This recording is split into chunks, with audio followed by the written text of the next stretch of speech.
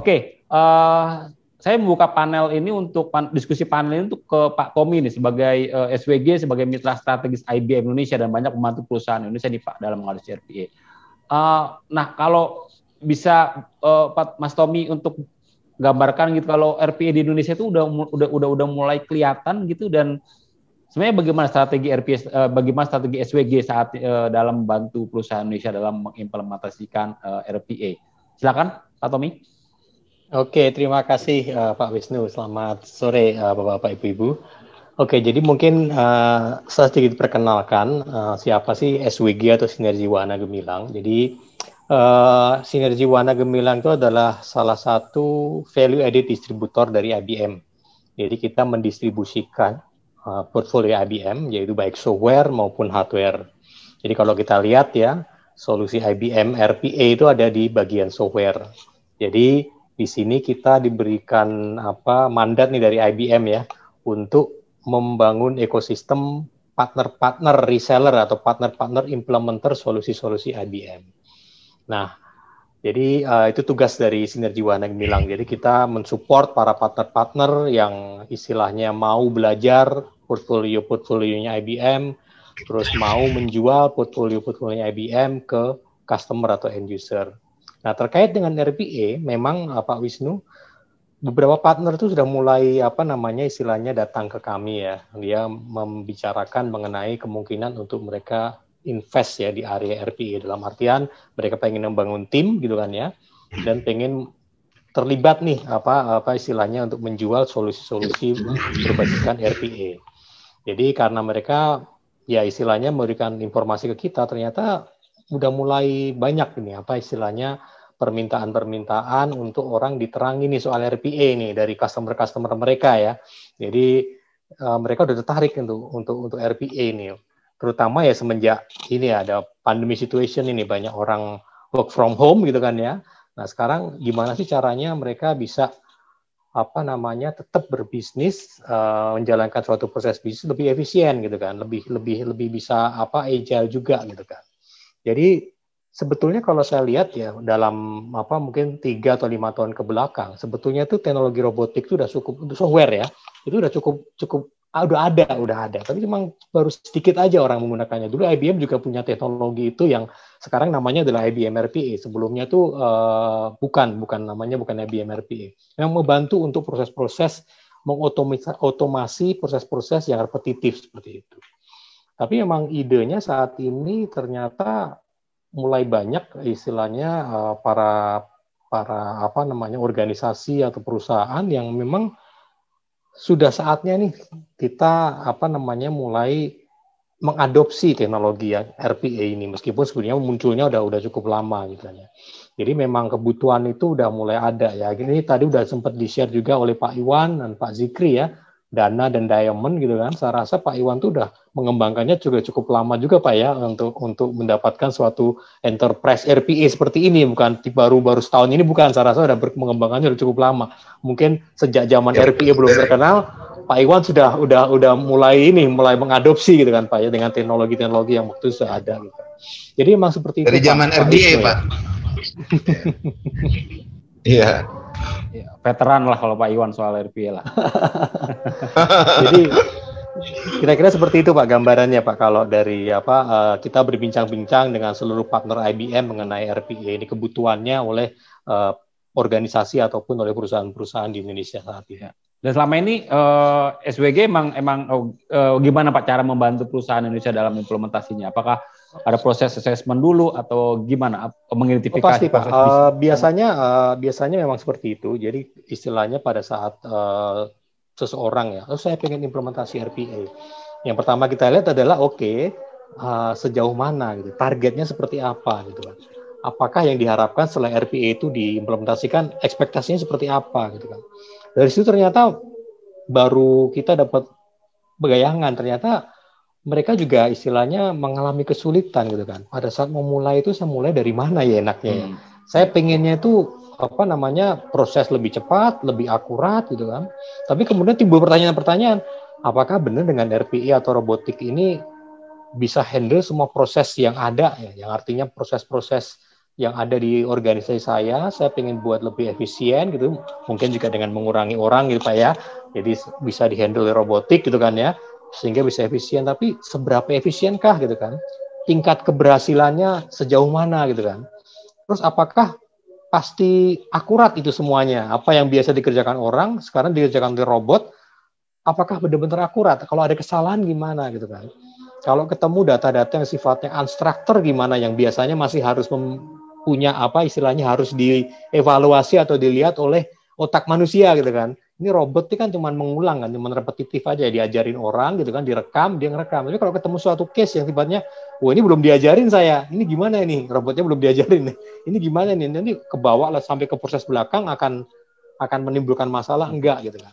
Jadi istilahnya banyak pertanyaan seperti itu. Nah biasanya maka kita ngebantu Pak, kita ngebantu istilahnya meng-guide customer ya, tentu saja dibantu oleh IBM ya yang memiliki solusi ya dengan use case-nya, karena IBM udah punya banyak use case, dia punya banyak customer di seluruh dunia, dan biasanya itu kita melihatnya adalah by industry, karena kebutuhan di industri finansial, industri FMCG gitu kan ya, industri distribusi maupun yang lainnya tuh mungkin berbeda-beda. Sudut pandangnya berbeda-beda dalam mau adopsi RPA. Nah, itu sangat dibantu nih oleh use case yang ada di IBM sebagai prinsipal yang memiliki solusi untuk bisa membantu nih customer untuk istilahnya take decision gitu kan. Oke, saya akan mulai journey saya nih untuk adopsi RPA gitu kan. Yang mungkin bisa dibantu plan-nya mulai dari tadi Mas Winton sempat bilang kita lihat low hanging fruit gitu kan. Artinya kan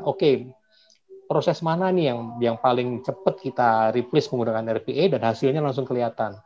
Yaitu low hanging fruit gitu. Sehingga pada saat investasi itu berjalan itu udah langsung kelihatan, oh ternyata bisa diukur nih efektivitasnya gitu kan, efisiensinya bisa diukur gitu kan. Dibandingkan dengan kita udah langsung loncat ke kelas 6.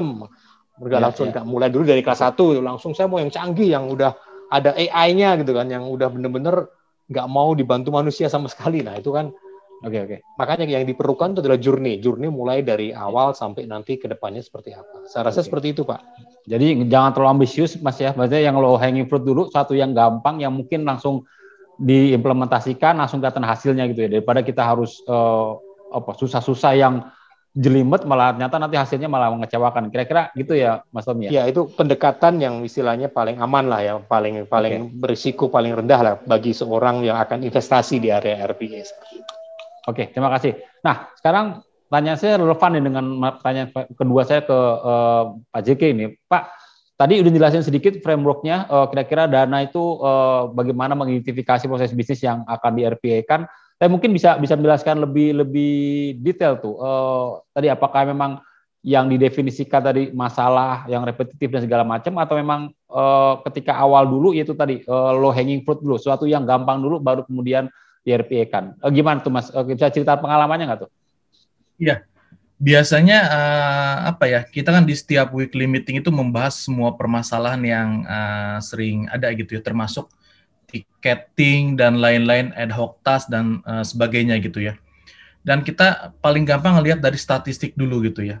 Ada permasalahan yang sering muncul lagi nggak recurring? Itu lagi gitu ya. Dan berapa banyak? Kita harus ngelompokin dulu nih permasalahannya. Terus permasalahannya itu berpola apa enggak gitu. Permasalahan ada polanya apa enggak gitu ya. Karena kalau nggak berpola ya susah juga. Ini bukan konsumsinya RPA kalau yang nggak berpola gitu ya. Nah ketika sudah terlihat pattern permasalahan, kita lihat magnitudenya seberapa besar nih kalau ini kita solve gitu ya. Kalau ini kita hilangkan dari keseharian kita gitu ya. Seberapa besar value yang diterima gitu ya kalau ini kita solve dengan RPA. Setelah itu baru kita decide mana yang mau diprioritaskan duluan. Karena pastinya kan masalah itu seiring waktu pasti ada terus ya, dan banyak gitu. Dan kita mungkin ada prioritas yang lain juga. Jadi kita harus memprioritaskan mana dulu yang kalau di-solve ini memberikan benefit yang signifikan buat kita. Baru kita pilih. Next-nya adalah masalah teknis gitu ya. Akan seperti apa, timeline-nya seperti apa gitu. Jadi yang memang harus ditentukan adalah si requirement-nya dulu, apa nih yang mau di automate gitu ya, dan berapa value-nya kalau kita berhasil mengautomate ini gitu, seperti itu. Jangan sampai kita effort gede-gede cuman impact value-nya itu kecil gitu. Oke. Tapi ada sempat ketemu nggak Mas, RPA tapi harus mengganti ada bisnis proses re-engineering gitu. Jadi kita harus membuat bisnis proses dulu baru RPA masuk, atau emang selama ini RPA address ya udah bisnis proses gitu-gitu gitu aja tetap seperti sama, tapi karena ada RPA jadi lebih efisien. Harus mengganti bisnis proses nggak Mas selama ini Mas? Banyaknya sih enggak ya yang kita lakukan gitu. Okay. Jadi memang yang paling simpel gitu ya. Biasanya kalau yang ada mengganti bisnis proses mungkin karena ada di third party ada hal-hal yang masih manual dikirimkannya gitu. Dan itu tadinya misalnya ngirimnya manual, ya kita minta udah minimal udah Excel atau apalah gitu kayak gitu. Oke. Berarti gitu. Berarti nggak usah mengganti bisnis proses, langsung aja RPA bisa masuk ke situ selama tadi ada nilai ekonomisnya untuk pekerjaan repetitif dan berulang gitu ya Mas ya. Betul. Oke, terima kasih Mas atas jawabannya. Nah sekarang saya geser ke Pak Iwan nih Pak. Tadi kan mungkin juga tercermin tuh, nih yang ngerjain robot nih bener nggak nih? Jangan salah nih gitu kan. Jadi sebenarnya selama ini gitu dari pengalaman Pak Iwan gitu, apakah emang tadi udah menyebutkan bahwa ada sebagian besar proses itu ya unintended ya, jadi robot jalan sendiri, tapi ada proses evaluasi gitu di akhir. Jadi kalau ada sesuatu yang beda tadi dari sisi jumlah pesanan tadi, karena ada alert dan baru diselesaikan oleh manusia. Mungkin pertanyaan saya, emang setiap RPA harus ada seperti itu Pak ya, ada proses evaluasi supaya memastikan bahwa yang dikerjakan robot itu emang benar gitu, jadi tidak ada kesalahan di sisi situ. Ya. Betul. Jadi gini, tergantung proses yang di RPA-kan ya. Karena gini, kalau misalkan tadi di use case saya, kalau sifatnya hanya sekedar sebagai transporter, kayak tadi kan reporting dia si robot bertindak sebagai transporter atau sebagai untuk mendistribut informasi. Nah itu kita lakukannya sebagai set and forget. Jadi kita bikin sekali, ya udah kita lepas aja, dia akan jalan sesuai flow-nya. Nah tapi kalau ada beberapa yang kita pakai robot RPA ini untuk seperti menghitung order, atau kita lakukan dia mempropose, mengkalkulasi forecast gitu ya. Untuk menghitung order secara alert itu sangat kelihatan Pak. Jadi kalau misalkan total order tidak sama dengan jumlah detail order, dia akan memberikan notifikasi atau dia akan men-hand over order tadi ke human dan dia lanjutkan ke order berikut, ya kan? Nah, ada lagi yang sifatnya, nah itu sangat kelihatan tuh, error, solve, selesai. Nah, itu yang kita sebut unattended dan attended.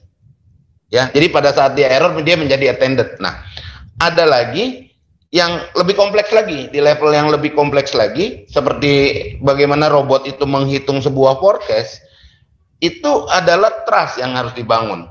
Jadi pada saat si robot menghitung forecast nih, berdasarkan histori penjualan kita dalam waktu 60 hari atau 90 hari ke belakang, terus kita hitung dengan berbagai macam kondisi-kondisi moving average, kita hitung berdasarkan kondisi-kondisi parameter yang lain.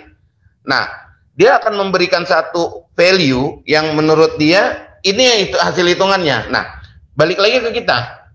Nah, ini adalah level of trust yang kita harus coba. Jadi artinya kita coba dulu, nggak langsung bahwa oke, perhitungan si robot ini benar. Oh, nggak bisa Pak. Nah, ini yang saya bilang. Jadi ada proses yang level of trust-nya harus dibangun. Ada yang cuma tinggal di solve case by case, seperti tadi di use case saya. Ada yang set and forget. Oke. Berarti emang beda peruntukan, emang harus treatmentnya beda tuh Pak ya? Beda, betul. Oke, saya sekarang geser lagi ke Pak Winton. Tadi tentu saja Bapak kan bahwa ERP itu bisa ada yang basic banget, tapi juga ada advance banget. Nah, ini sekarang saya coba address ada perusahaan yang udah RPA, tapi mereka juga pengen scale up gitu ke hal yang lebih rumit, lebih kompleks gitu. Nah, dari IBM sendiri, kalau proses scale up ini apa tuh Mas? Apakah dibutuhkan sebaiknya dilakukan sendiri oleh business unit atau ada semacam centralized control center gitu yang mengatur semua implementasi seputar RPA? Pak Winton bisa jawab soal scale up ini Pak? Ya, jadi kalau saat kita scale itu kan artinya ada dua ya, scale dari jumlah job yang harus dilakukan gitu kan, ataukah scale dari scope yang robot itu harus lakukan. Oke. Tapi biasanya kan ya yang duluan tuh scale dari sisi bukannya jumlah, tapi dari sisi use case yang di cover. Oke. Jadi biasanya memang implementasi RPA kalau saya amati kan di enterprise gitu, karena IBM banyak serving enterprise, ya mereka tuh mulai dari satu departemen dulu gitu. Nah, departemen ini yakin, ngobrol lah ini dengan departemen lain nih, bagus loh gitu kan. Terus ya departemen lain mulai ngumpulin use case mereka dan mulai implementasi ya. Nah dari sana bagaimana company itu bisa lebih efisien dalam mengimplementasikan RPA ini kan, apakah setiap departemen itu harus memiliki seorang RPA developer gitu kan. Nah, jadi di dalam industri ini memang trennya mengarah saat RPA ini semakin membesar di satu organisasi, dibentuklah yang namanya Center of Excellence atau disingkat sebagai COE. Jadi dengan COE tersebut itu adalah satu pool of resource yang nanti bisa di-assign untuk keperluan multi-department saat ada keperluan RPA. Jadi itu akan mengurangi kebutuhan dari jumlah human resource yang diperlukan, bisa lebih efisien secara cost, Pak. Gitu di situ. Oke, terima kasih Pak Winton atas itu. Jadi proses scale up-nya itu bisa dilakukan tadi ya, lebih banyak use case atau juga lebih banyak skalanya. Kalau dari Pak Zikri, selama ini Pak, kalau di Dana apakah scale up itu bagaimana strateginya? Apakah memang dikerjakan oleh tim operation aja atau memang itu disebar ke berbagai business unit? Pak Zikri, bisa jawab? Ya, kita terpusat ya di technical support gitu ya. Oh, okay. Karena memang aplikasinya itu yang megang kita gitu ya. Justru yang kita lakukan adalah ngajak departemen lain gitu. Hey, ada proses yang mau kita automate enggak gitu, seperti itu. Jadi kita memang menyengajakan diri gitu, menawarkan gitu. Hey, mau di automate enggak? Karena banyak di runtutan workflow-nya itu kita bersentuhan dengan banyak departemen gitu. Artinya kalau kita bisa mempercepat yang lain, otomatis SLA kita juga akan terbantu dipercepat gitu terkait response time dan resolution time gitu. Seperti itu Mas Wisnu. Oke. Berarti sekarang ini selain di tadi operation, implementasi RPA udah di mana aja Mas?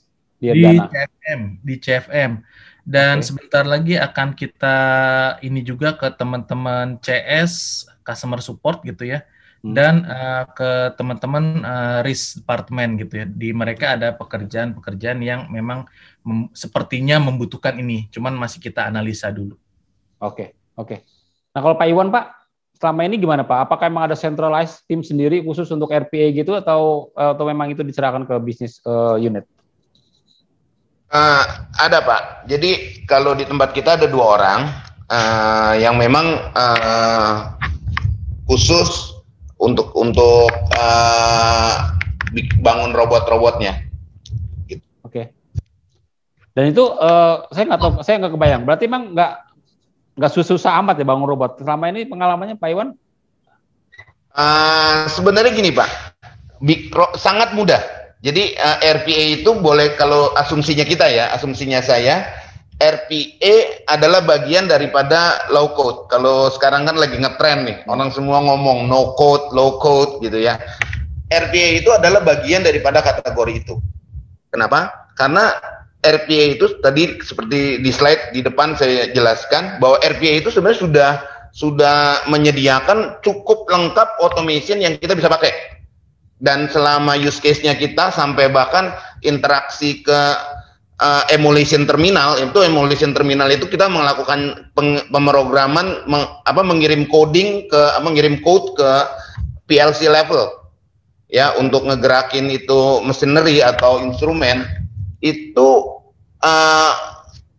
boleh dibilang kita nggak pernah hampir coding sendiri. Jadi semuanya itu based on parameter dan variabel. Jadi nggak ada yang kita harus coding line type line of code almost kita nggak pernah. Oke. Gitu loh. Berarti itu menjelaskan kenapa misalnya dibandingkan teknologi API, dibandingkan teknologi AI ini RPA relatif lebih mudah gitu ya. Iya, jadi gini, kalau bicara AI di RPA secara umum ya, saya jelasin secara general. RPA itu bisa menggunakan AI engine dari luar. Jadi kita tinggal panggil AI engine yang kita mau, dia udah langsung panggil gitu loh. Oke.